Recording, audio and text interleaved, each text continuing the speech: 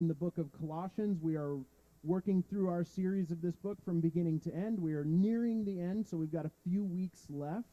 Today we are going to be in the book of Colossians chapter 3, and we're going to be going from verse 18 through 4:1.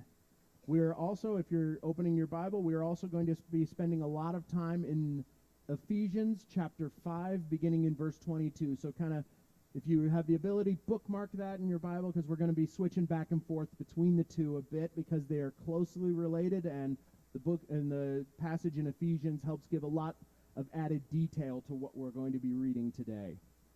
So last week we discussed the new self that we are to put on, the positive behaviors that we are supposed to have, because before this, Paul had been talking about the behaviors and attitudes and actions that we are to put off, that are a part of the old self, but then the new attitudes and new actions that we are to put on as a new creation in Jesus Christ. We are not merely to abstain from bad behavior, but we are also encouraged to do good behavior. In that is treating each other well with kindness and grace and being forgiving. Most of all, we are to treat each other with love. That is to be our motivating factor and our uniting emotion that binds us together as a family of God. We are called to love as God has loved us. This is because all of us have been created in the image of God. Next, Paul talks about how this new self should operate in some specific relationships that we have on earth. And he focuses on some of the most important relationships that we will have. He talks about the relationships between husbands and wives, parents and children, and servants and masters. These first few verses we are going to take one by one and talk about each one, because it's giving specific instructions to each of these people and how they are to approach these relationships that we have in light of the fact that we are a new creation who is given new directives on how we are to approach life. So beginning in Colossians 3:18, it says, "Wives, submit to your own husbands as is fitting in the Lord." Now I know that that word submit can cause some uncomfortable feelings, but hear me out. Oftentimes what we think of when we hear this is to be completely subservient to and to be lesser than. But that is not what submission is. Oftentimes this can conjure images in our mind of wives being completely controlled by their husbands, or wives never being able to make a decision again and letting your husband do all the thinking for you. That is not at all what Paul is saying. Now again, like I said, the book of Colossians, that's all that he has to say on the subject is, wives, submit to your husbands. This is good before the Lord. To get a better idea of what he means, we can look at another book that Paul wrote, and he actually addresses this same topic in more detail. This is when we're going to be taking a look at Ephesians chapter 5, verses 22 through 24, where he begins with the same opening statement, but then he goes into greater detail of what he means by wives submitting to their husbands and why they are to do it. So in Ephesians 5:22 through 24, it says, "Wives, submit to your own husbands as to the Lord. For the husband is the head of the wife, as also Christ is head of the church. And he is the Savior of the body. Therefore, just as the church is subject to Christ, so let the wives be to their own husbands in everything." You are to submit yourself to the authority of your husband as a reflection of your submission to God. There are no qualifiers in this. It does not say, wives, submit to your husbands only if he is godly. Ideally, he would be. But the reality is, regardless, in the eyes of God, your husband has been set up as an authority over you. This is because the relationship between a husband and wife is a reflection of the relationship between Christ and the church. In this, the wife is cast in the role of the church and the husband in the role of Christ. Now, men, before you get too excited or full of yourself, just wait. Trust me, your turn is coming. So, just as the church comes under the authority of Christ, so wives are too with their husbands. Ideally, the husband will treat the wife well, so it will not be a burden to come under his authority. all is being done in a godly manner, a wife can submit herself not to authoritative whims of a man, but can come under the tender, loving protection of a godly man, just as the church came under the loving protection of Jesus Christ. Paul established earlier in the book of Colossians that Christ is the head of the church. So where he leads, we follow.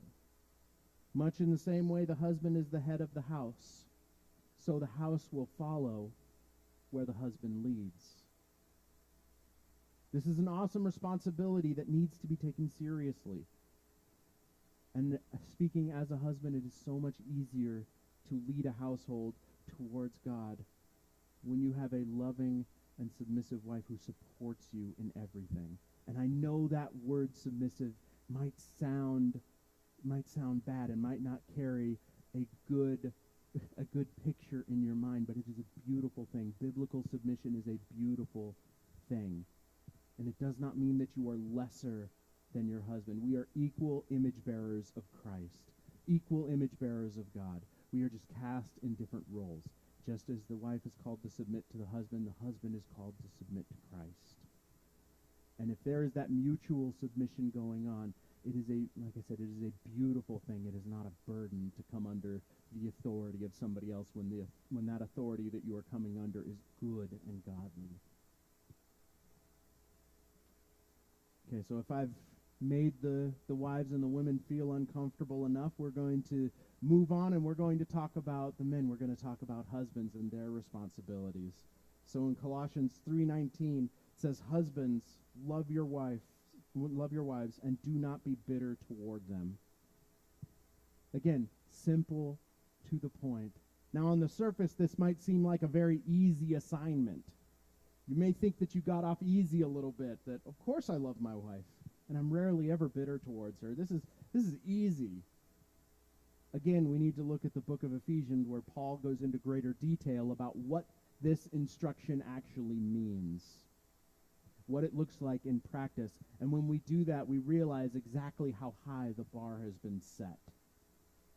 The part that I read to you earlier in Ephesians about what Paul has to say about the instructions towards wives, it was 2 verses. Now, I do not mean that to minimize the difficulty or the importance of the instruction that is given to wives, but just so that you can understand the importance of the instruction that is being given to husbands here. Paul spends the next 9 verses talking to husbands about what their responsibility is to their wives and what exactly this love that they are being instructed to show looks like.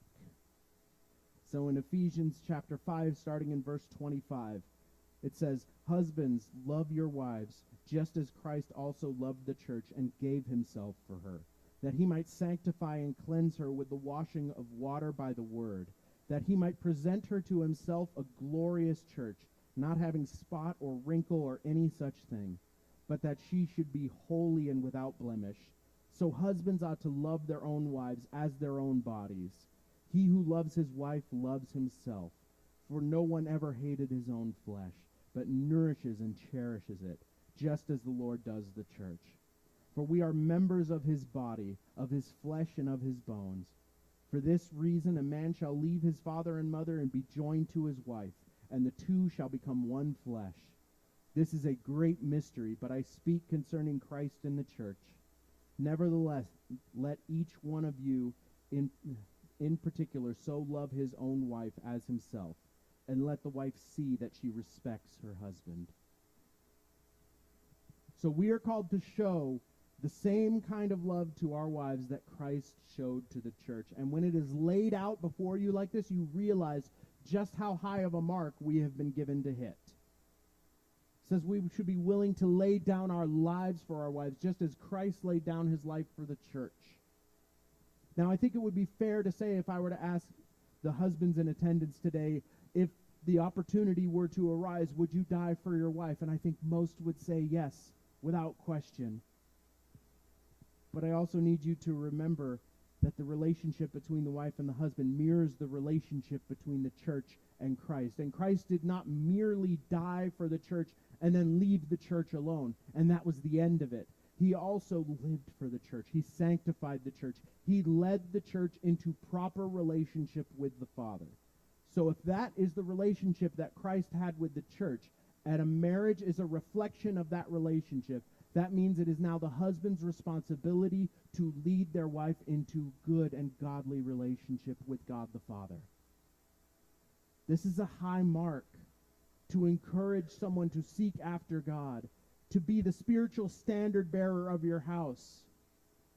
I'm speaking to you directly, husbands. You cannot abdicate the responsibility to lead your household to God. You cannot hand that responsibility over to your wife. You cannot hand that responsibility over to your pastor. That is not to say that the wife has no responsibility in raising up your children to follow God. Absolutely, wives, come alongside your husbands. But if you as a husband are letting go of your responsibility to lead your household to God, then you are giving up exactly what you are called to do. This is exactly the kind of love that you are called to show, that you would do everything in your power to make sure that your house follows after God with everything they're worth. By encouraging your wife to follow after God, by encouraging and teaching your children to follow after God. This is the responsibility of husbands and fathers.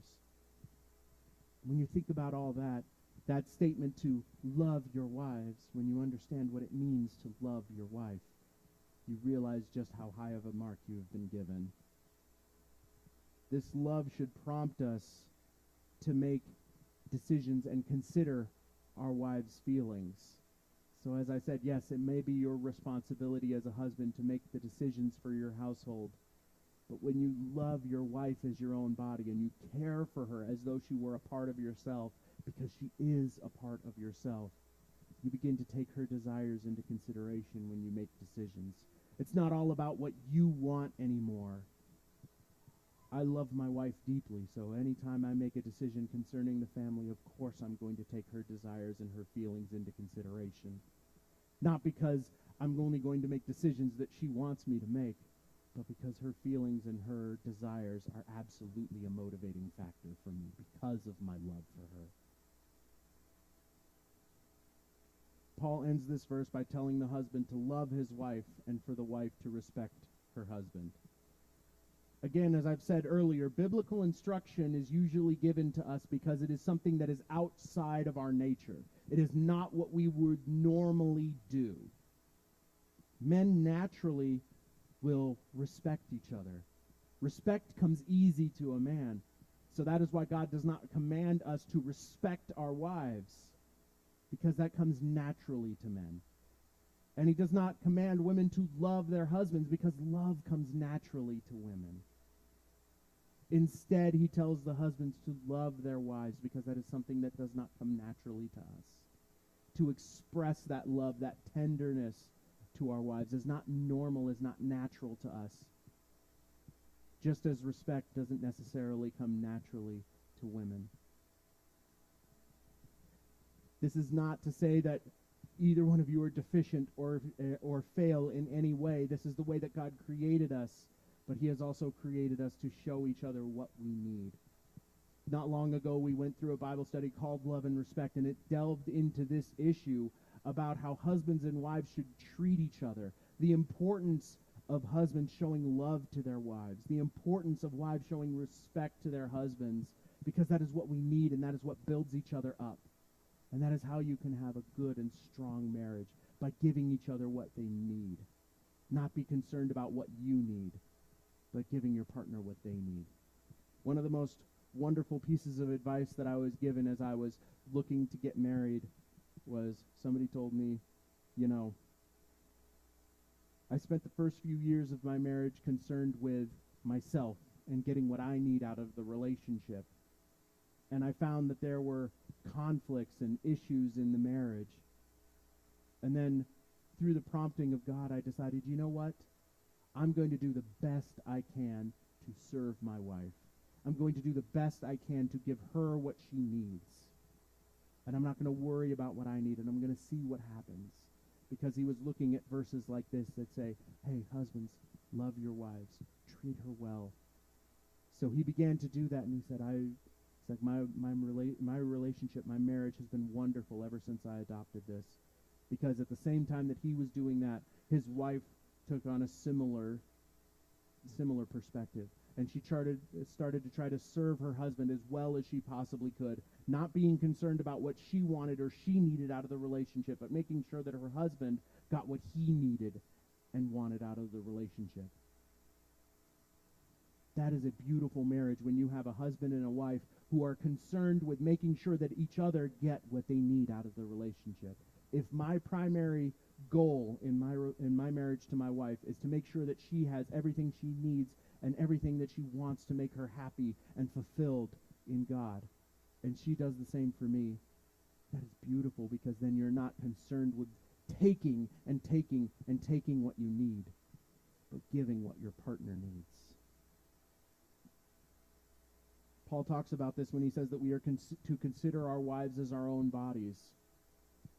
We give our bodies what they need. We give them what they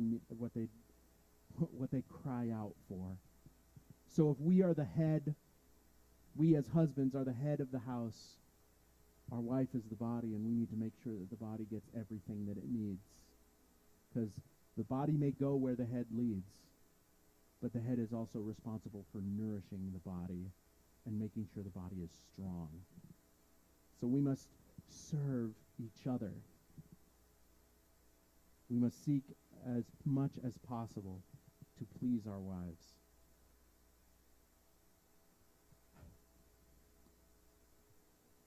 So men, we have been given a high mark to hit.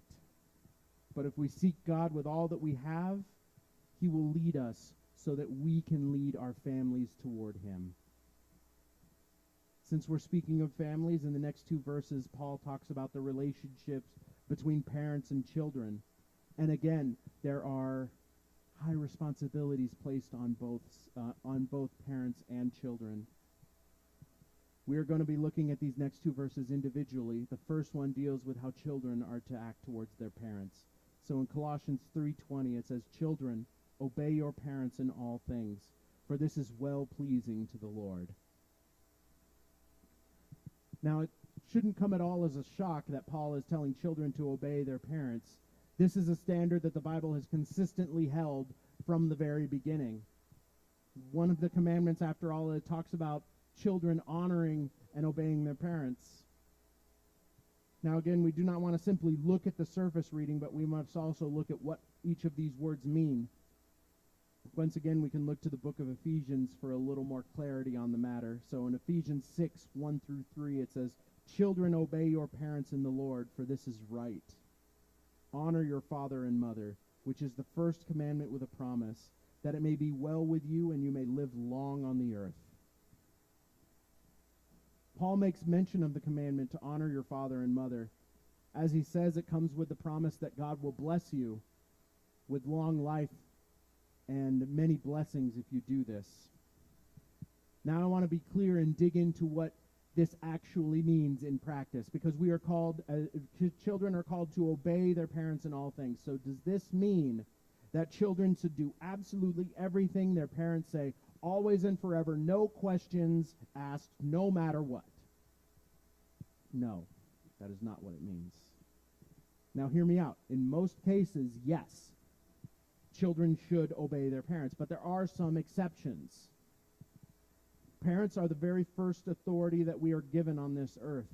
And just like any other, that authority has been ordained by God, because all authority comes from God.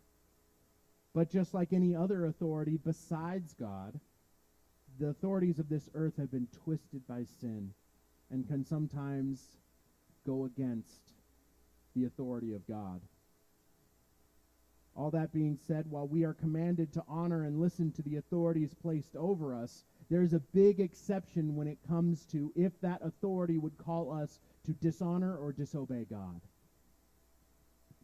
An example of this is the fact that the apostles themselves disobeyed the authorities placed over them when they were told not to preach the gospel. They knew that in this area the authority of God supersedes the authority of men. Simply put, if the authority of God and the authority of men come into conflict with each other, when one authority tells you to go against the other, You are to listen to the authority of God. So in that case, children, if your parents give you a command, tell you to dishonor or disobey God, then in that specific scenario, you would be right to disobey your parents. But only in those kinds of circumstances. The Bible is very clear. Outside of that very specific box, outside of that very specific instance, you are called to obey your parents, no questions asked.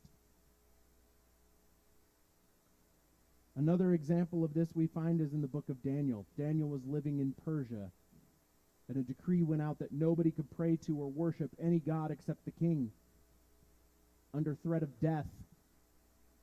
Daniel ignored this law and continued to pray to God. Now, God delivered him from death. But I also want you to understand, children, if you're listening to this and say, okay, you're giving me permission to disobey my parents if they tell me to go against God. But I'm also telling you that that will not be without consequence.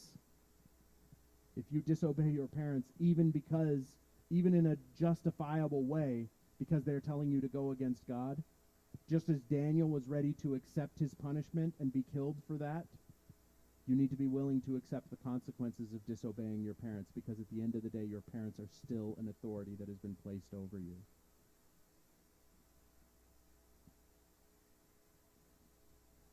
Now again, this does not give you the right to disobey your parents in other areas. If they are not directly telling you to dishonor or disobey God, you need to obey your parents. Scripture is clear. Even if your parent is not a Christian, even if your parent treats you harshly, even if you think your parent is being unfair to you, there are no qualifiers here. It does not say obey your parents when they are nice to you, or obey your parents when they lead you towards God, or obey your parents if they are Christian. None of those are placed as qualifiers. It says obey your parents. Again, I've given you one very narrow exception to that rule.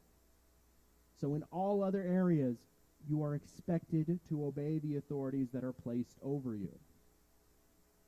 You are responsible for your actions. You are not responsible for your parents being good and godly towards you. You are responsible for obeying your parents. There's one other important thing to note here. The word children used here denotes a child that is still living at home, or a child that has not yet come of age and reached adulthood. This means that adult children who have moved out of their parents' house, are you still under the obligation to obey your parents in absolutely everything? No, that's not what this command is about. He is specifically addressing minor children who are still living at home under the authority and protection of their parents. When you have reached adulthood and you have moved out and you now have your own household, have your own family, you are no longer under that direct authority of your parents. You are still called to honor your parents, but honor and blind obedience are not the same thing. You are always to honor your parents, but when you are adults and you have your own house, then that is no longer the direct authority over your life.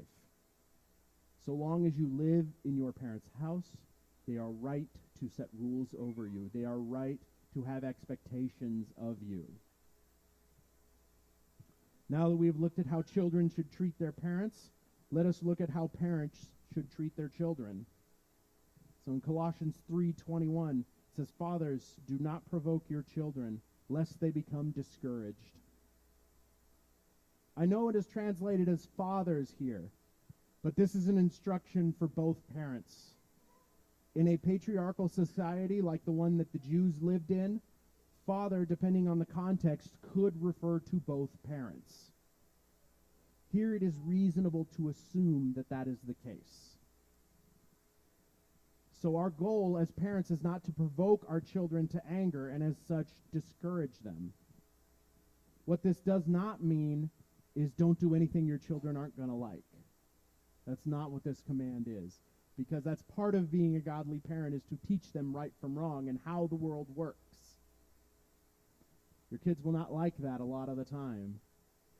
When they come up against those rules and they experience the discipline that comes along with breaking those rules, they're going to think that you're being harsh with them. They're going to think that you're being unfair with them. But that does not mean that that is the case. And that does not mean that you do not discipline your children. Absolutely discipline your child. But what Paul is saying here is not to put undue burden and unnecessary expectations on your children and so discourage them because they feel that they can never measure up to the standard that you have set. Let us look again at the book of Ephesians to get more details on this. In this, it is still, in the book of Ephesians, it is also a single verse. But there's something added on to the end of this instruction that I think is important for us to understand as parents in raising your children. So in Ephesians 6:4, it says, "And you, fathers, do not provoke your children to wrath, but bring them up in the training and admonition of the Lord." So he's saying, yes, do not provoke your children. Do not discourage them. But he's also saying your responsibility, our primary responsibility as parents, is to teach and encourage our children to follow the Lord. In the culture at the time, the father would rule over his house with an iron fist. So like I said, the father would oftentimes set unrealistic or undue expectations upon their children and so discourage them. Here Paul is saying, don't do that. Don't put unnecessary burdens on your children. Yes, absolutely teach them how to function in the world, and more importantly, teach them to follow God. It's going to be uncomfortable at times. They're going to think you're being unfair even when you're not being unfair. But what he's saying is avoid that unnecessary burden upon your children.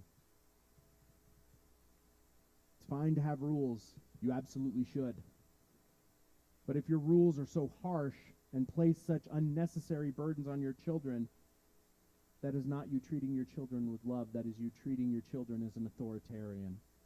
We want to treat each other with love. We want to raise our children up to be good and follow the Lord. But that does not mean that you beat all the independence out of your children. They are given their own beautiful personalities. Do not try to break that down to fit in a box that you think it should fit in. Raise your child to be who they are, but to be who they are in service and submission to God. We should be looking to build up our children, not to tear them down. I know that I address this to both parents, but I do want to specifically talk to fathers for a moment, because in this area we have been given a wonderful opportunity and responsibility in our children's lives. As I said, our primary responsibility as parents is to raise our children to follow God, to be Christians, to be a follower of Christ and have relationship with Jesus. I think it's fair to say that as parents, that is all of our desires. And if you want your family and your children to be God-fearing, if that is what you want, fathers, God has said, and the data shows, that if you want your family to fear God, if you want your family to follow God, if you want your children to follow God, the responsibility is yours. If you do not take your relationship with the Lord seriously, then odds are your kids won't either. According to research conducted by the Promise Keepers and the Baptist Press, if a father does not regularly attend church, even if his wife does, only 1 in 50 kids will regularly attend when they are older. But on the other side, if a father does attend church regularly, regardless of whether the mother does or not, between 2/3 and 3/4 of children will attend when they are older. That is a huge disparity.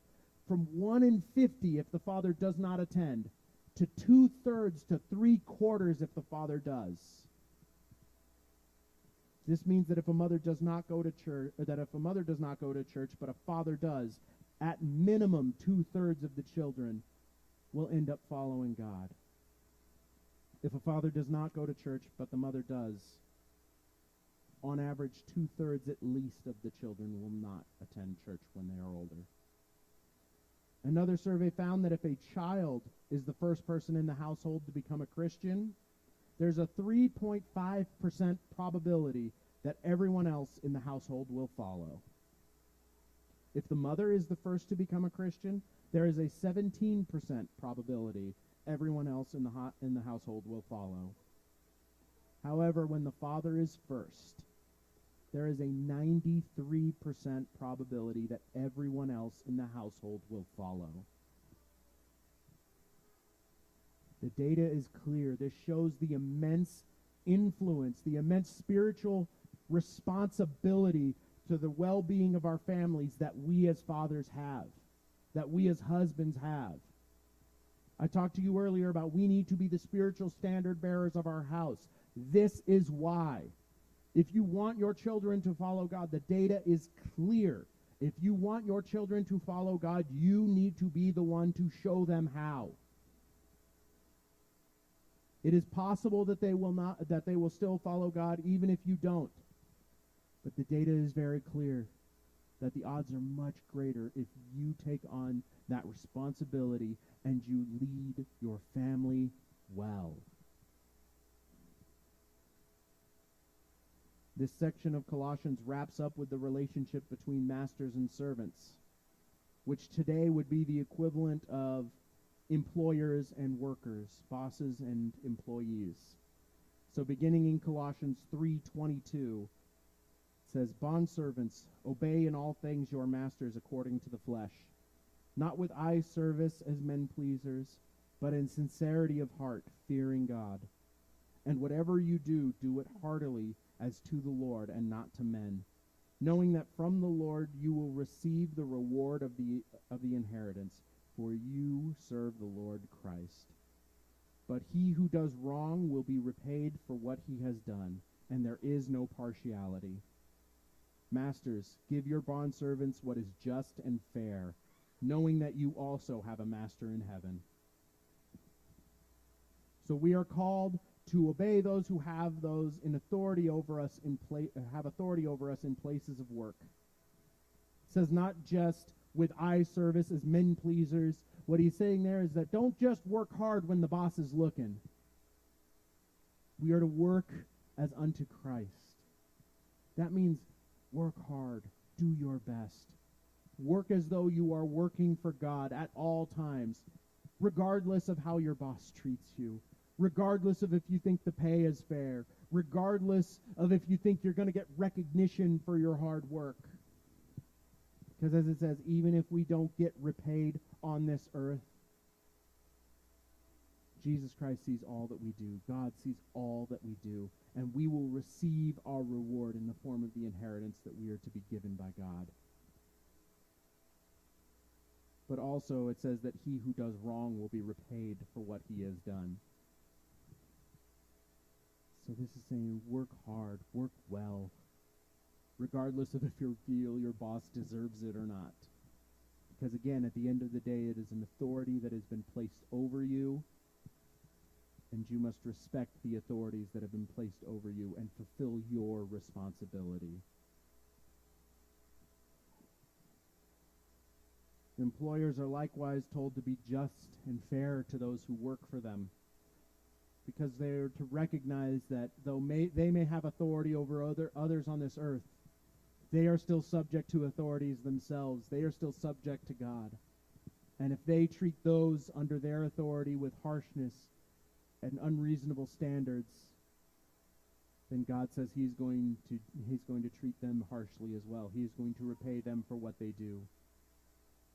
If you abuse your authority and you use it to mistreat others, then it'll be a terrible thing when you come before God and he exercises his authority over you.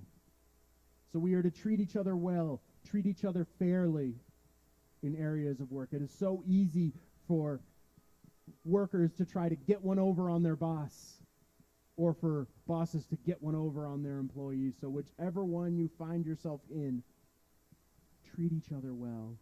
If you work for someone, work as hard as you can, work as well as you possibly can. If you are in authority over people in places of work, treat them well, treat them fairly. Whether you feel they deserve it or not, whether you feel that they are worthy of that fair treatment or not. Because one thing I do want to point out about all these instructions, none of them are conditional. By that, I mean nowhere does Paul say, only do this if the other party does what they're supposed to do. Only hold up your end if the other person holds up their end. The verse isn't there. It didn't come before this, otherwise we would have discussed it last week. And I can tell you that it does not come after it either. Nowhere does Paul say, hey, only submit to your husband if your husband is godly and loves you the way that he's supposed to. Nowhere does it say, hey, husbands, love your wives only if she submits to you the way that she is called to. Ideally, that would be the case. Absolutely. But you are not given a free pass to not fulfill your responsibilities before God to the people in your life if they do not fulfill their responsibilities. You are responsible for your own actions. You are responsible for your own attitudes. You cannot push off the blame and say, well, I'm only acting this way because of the way they're acting towards me. That is not a valid excuse. That is not a reason to not do what God has called you to do. The fact is that when we deal with human relationships, there are going to be difficult times. There are going to be times that we hurt each other. There are going to be times that we say harsh words to each other. There are going to be times when we don't take each other's feelings into consideration. There are going to be times when we do things to hurt each other, whether intentionally or unintentionally. Even if you and your spouse are both trying to live as you are called to live, you will still find yourself at odds with each other at times. In those moments, it is tempting to fall back into the old self. It is tempting to fall into that selfish mentality of, well, I'm not going to do what I'm supposed to do until they start doing what they're supposed to do. But that is not what is right. That is not what God commands us to do. God commands us to live as we are called to live, regardless of how the other people in our lives treat us. So what I want to do is I want to tell you to look at these areas, look at the ones that apply to you, and see how you are living up to what is expected of you. Husbands, look at how you are loving your wives. Are you loving your wife the way that God has called you to love her? Wives, are you submitting to and respecting your husbands the way God has called you to do?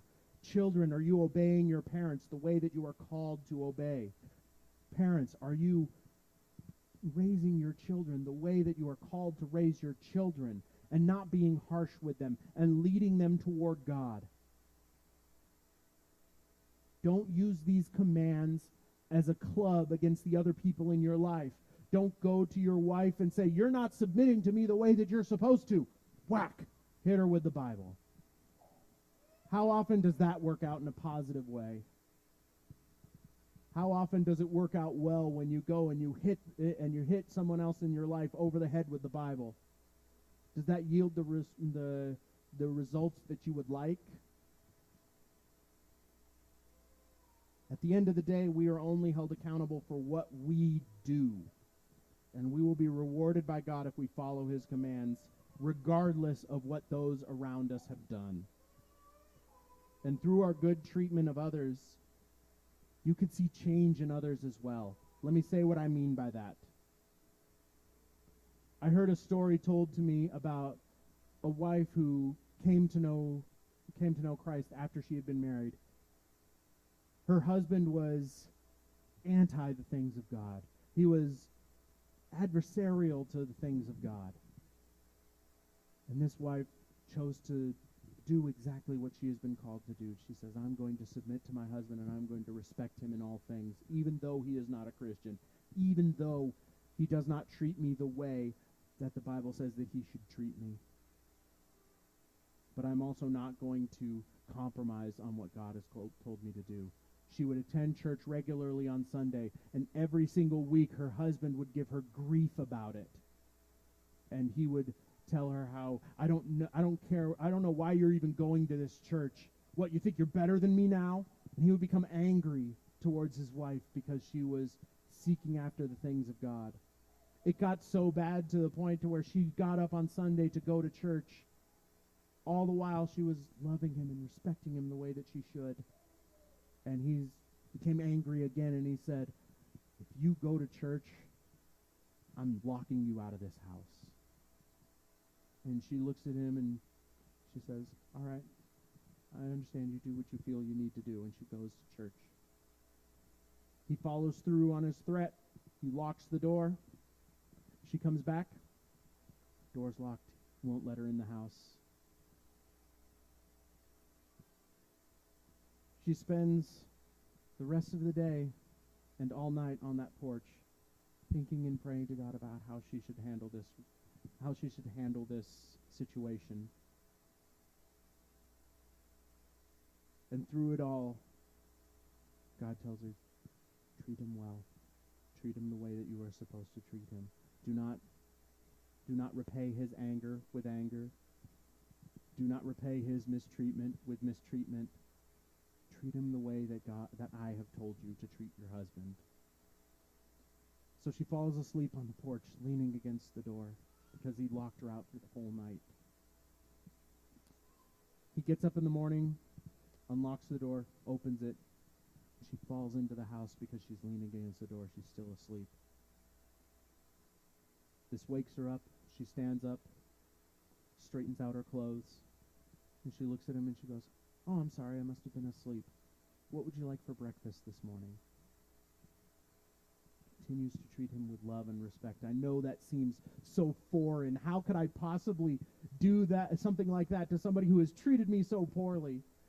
But she personified what I am talking about here, that in spite of everything that her husband did to her, in spite of how he was not living up to his responsibility as her husband, she lived up to her responsibility as his wife.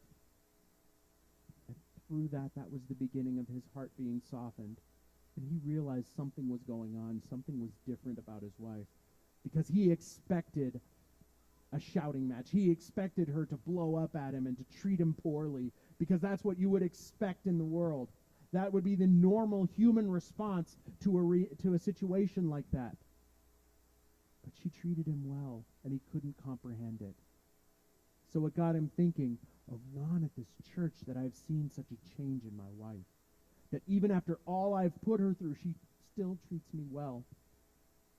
And through the loving respect and submission of his wife, he ended up coming to know Christ. Because she lived as she was called to live. Now, I pray you never find yourself in that situation. I pray that you never find yourself in a situation where you have to endure the mistreatment of others.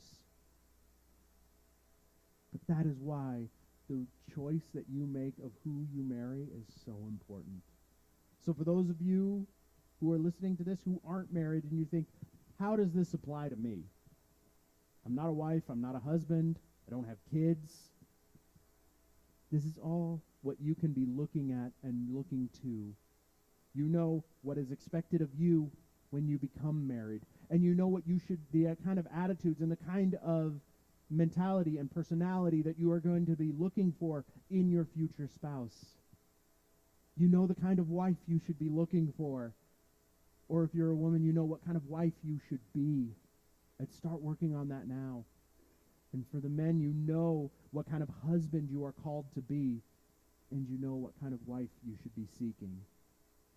Even if you are not yet in this stage of life, there is value in these instructions.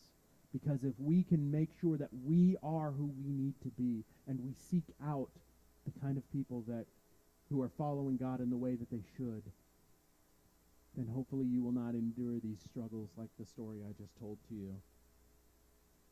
If we all treat each other as God would have us, that leads to healthy homes and healthy communities. Each of these instructions that I have given to you, they work well alone. But they work so much better when they are together. When you see a household where a husband is loving the wife the way that he should, and a wife is respecting and submitting to her husband the way that she should, and children are obeying their parents the way that they should, and parents are treating children the way that they should, when all of these things come together, you will see a beautiful and harmonious household. that follows after God. Now, not perfect. That means that I'm not saying that you'll never have conflict if you follow these things, because let's face it, we're human. Despite our best efforts, we make mistakes. Despite my best intentions, I won't always love my wife the way that I should.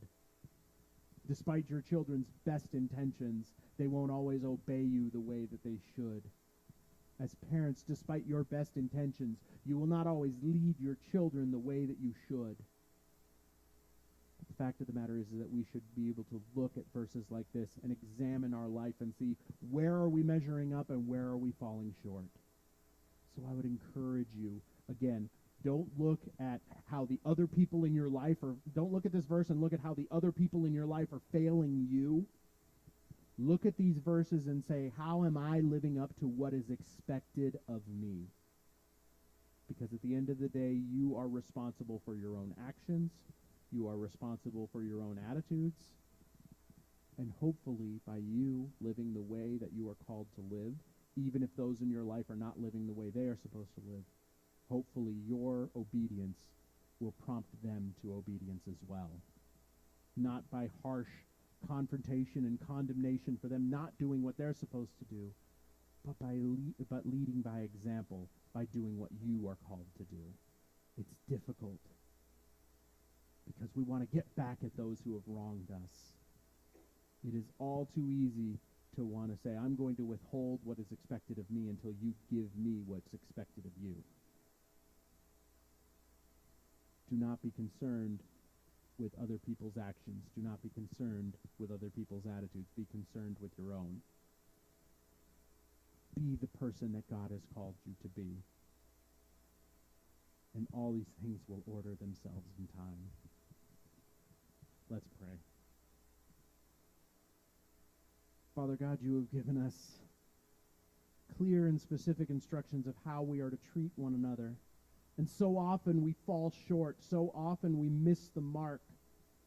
But Lord, you are gracious and merciful with us to forgive us for all these times that we fall short.